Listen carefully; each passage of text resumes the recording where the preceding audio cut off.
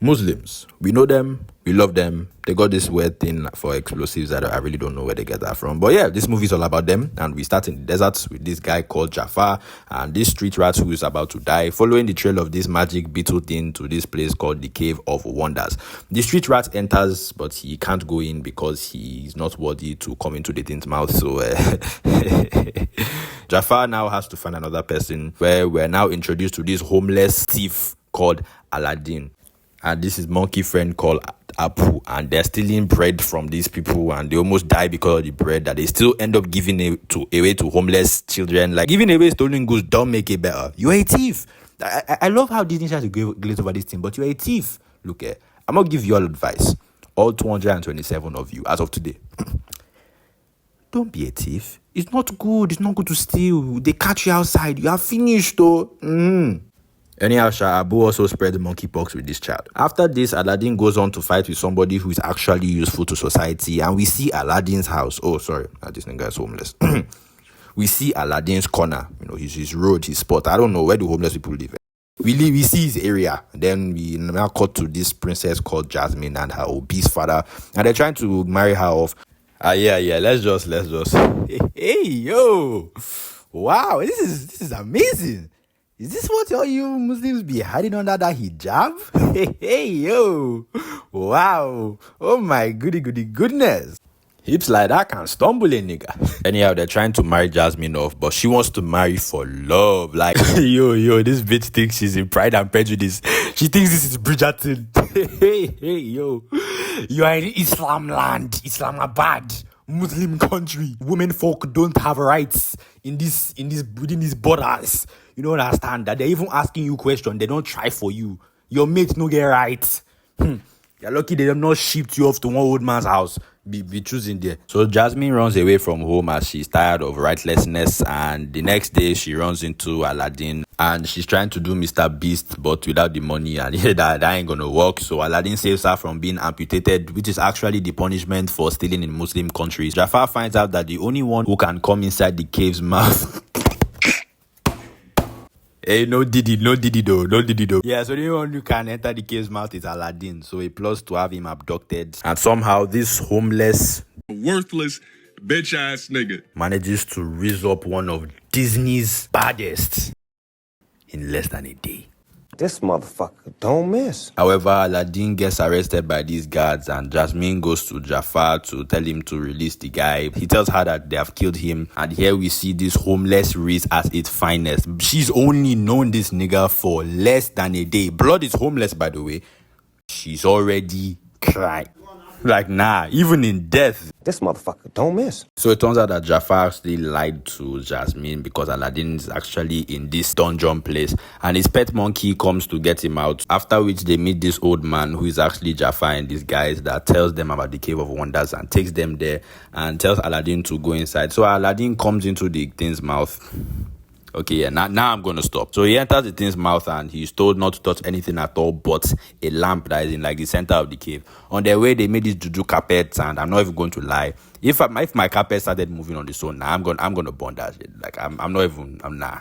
No demons today, no. So the thing leads them to the lamp, and Aladdin gets the lamp, but Abu has touched something else, so the cave begins to fall apart, and they manage to escape with the lamp and give it to the old man, but it turns out that he actually wants to kill them. So Abu attacks him and saves Aladdin before he can stab him, and they fall down, and they get saved by the magic carpet. And we have Jafar, who is happy, but it turns out bro has been swindled by an ape, as Abu has stolen the magic lamp, which happens to house this juju man called the Genie who lives inside the lamp. Basically, he can grant you 3 wishes of anything you want, but you cannot wish for more wishes. You cannot make somebody fall in love with you. You cannot kill anybody or resurrect the dead. So we cut back to Jafar, who now wants to marry the princess so that he can become the sultan, as he has lost the lamp. And we return to Aladdin, who wants to make a wish. So he wishes to be a prince so that he can be a simp and marry Jasmine. So he dresses him up and makes Abu an elephant and gets ready to make Aladdin a prince.